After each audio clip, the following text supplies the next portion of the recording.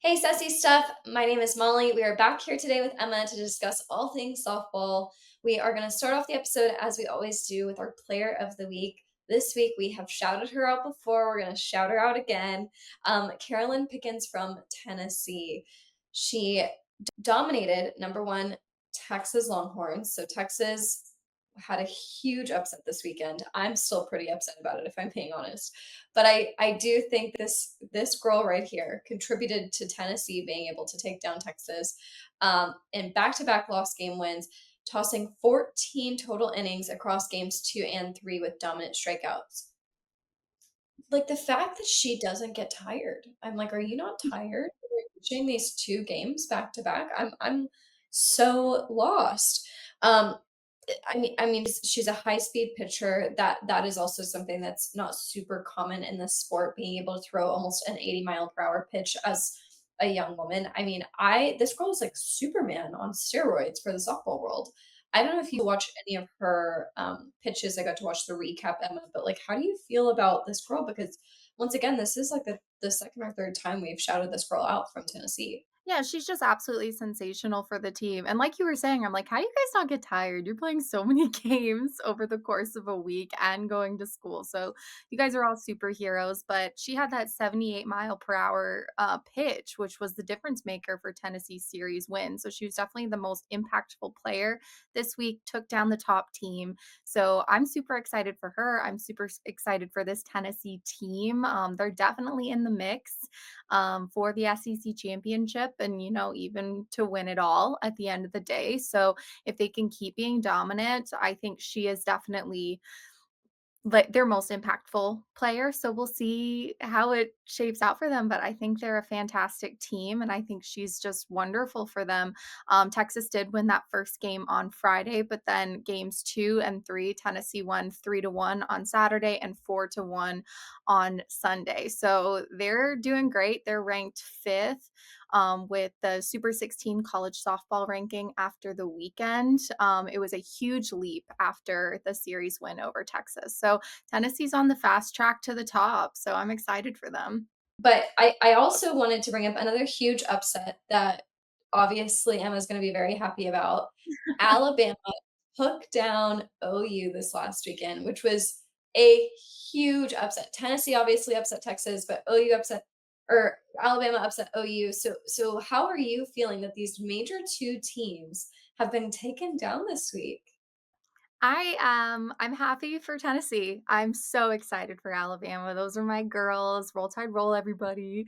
And talking about OU and Alabama, we're actually going to have on in about 2 weeks an Alabama sportscaster who deals with softball, and then also someone who absolutely adores OU. So we're going to get their perspectives on the season as well. So it's kind of funny that this then happened after we booked those two people to be on the softball show. But yeah, it was an amazing weekend for Alabama. They did drop game one. OU won that 5-1. OU did trail 1-0 entering the seventh, but then they erupted for 5 runs in the final inning to take the win. It was a signature comeback for them. They kept their winning streak alive, but then on Sunday, Alabama won 6-1. OU avoided their first shutout since 2019 with a solo home run from Sydney Barker in the seventh. So good for them. But I'm so excited that Alabama in this game scored in 4 straight innings, which is huge for them. So this is a team that is certainly finding their groove late in the season. This was a big weekend for them. And then Monday, Alabama won 2-1 in 8 innings. Vandergriff hit a walk-off, lead-off home run in the bottom of the eighth, gave Alabama the series win over the number two Sooner. So I am so excited for these girls. I think they were just sensational this weekend. It showed a lot of grit and heart. And yeah, I'm very happy to be a Bama fan. Roll Tide. I think too the standings in the SEC have changed quite a bit since this weekend for softball, just because obviously we had Texas and OU at number one and two. Those both of those teams have been highly upset. So we have some changes here. Texas A&M has bumped up to number one of the week, following Texas, Oklahoma, Florida State, and then Tennessee. So Tennessee being able to be in that top five range is really really important for them, and I think it is a it says a lot about them to be take down literally the number one team right now in the SEC, being able to upset them. Same with Alabama, being able to upset OU in such a high stress game. It says a lot about them. And I think Tennessee in particular could be kind of a contender if they keep this motion going, a contender for the finals at some point in May. So I'm looking forward to seeing where Tennessee kind of falls in this.